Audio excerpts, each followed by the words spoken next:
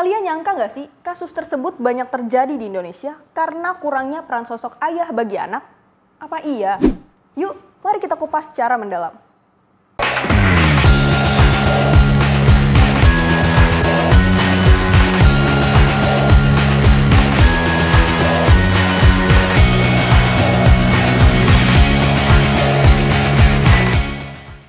Kalian familiar nggak sama fatherless? Istilah fatherless pertama kali dicetuskan oleh psikolog Amerika Edward Elmer Smith. Menurutnya, fatherless adalah kondisi ketidakadaan peranan dan figur ayah secara emosional dan psikologis dalam kehidupan seorang anak. M, yang mengalami fatherless, mengaku sosok ayah hanya terkotakkan sebagai figur pencari nafkah, alih-alih mencintai, melatih, dan menjadi model bagi anak. Menurut data Komisi Perlindungan Anak Indonesia, pengasuhan ayah dalam hal pendidikan hanya sebesar 27,9% dibandingkan ibu yang sebanyak 36,9%. Hal ini mengindikasikan kurangnya keikutsertaan sosok ayah dalam urusan anak. Pengaduan tertinggi ke KPAI mengenai pengasuhan dan keluarga alternatif.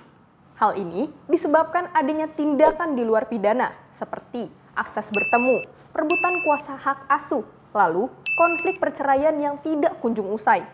Dalam konflik keluarga tersebut mempengaruhi tumbuh kembang anak yang semakin terperosok dalam penderitaan berkepanjangan.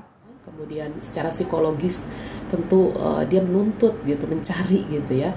Ini yang menjadi keprihatinan kita, sehingga angka tertinggi pengaduan ke kami itu terkait data-data keluarga pengasuhan dan keluarga alternatif itu selalu tertinggi.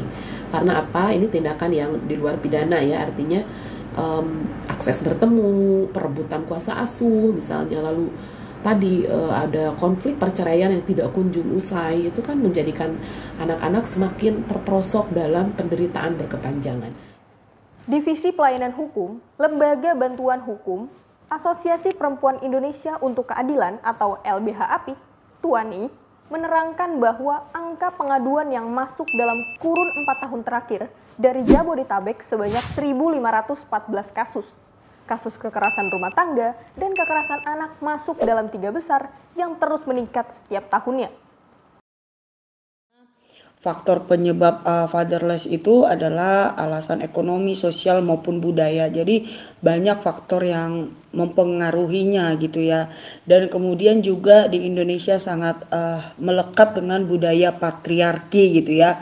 Sehingga kita lihat di peran-peran ranah domestik itu hanya diperankan kepada ibu gitu. Sedangkan ayah sebagai pihak laki-laki berfokus hanya mencari nafkah gitu ya. Mereka seolah tidak memiliki waktu untuk mengurus anak di rumah, padahal peran ayah pun sangat dibutuhkan dalam pengasuhan anak.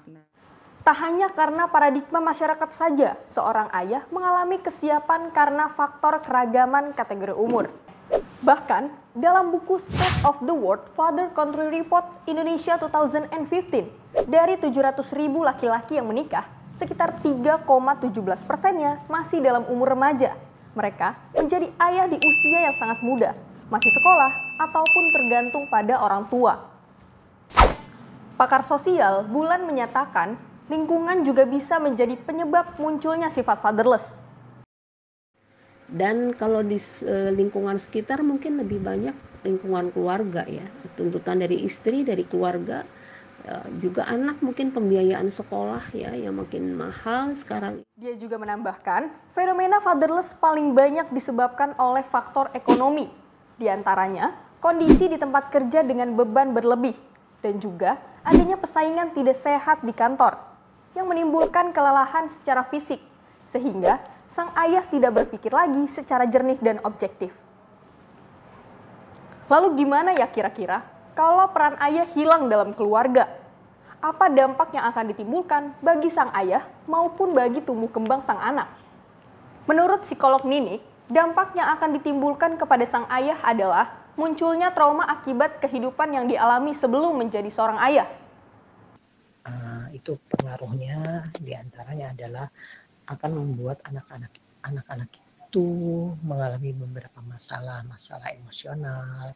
Dia biasanya cemas, kemudian masalah perilaku agresif menjadi lebih agresif, kemudian masalah belajar dia merasa kurang termotivasi, apalagi dan itu semua nanti bisa berdampak pada masalah kesehatan mental individu tersebut. Biasanya seorang ayah yang dididik di pola asuhi dalam kehidupan sebelumnya fatherless, kalau dia bisa memaknai, dia tidak akan melakukan itu lagi pada kehidupan keluarganya. Tapi apabila dia tidak bisa memaknai, itu akan terjadi lagi pada kehidupan keluarga barunya. Banyaknya kasus mengenai fatherless membuat kita membuka mata akan pentingnya kasih sayang maupun peran seorang ayah dalam keharmonisan keluarga. Bagaimana menurut kalian?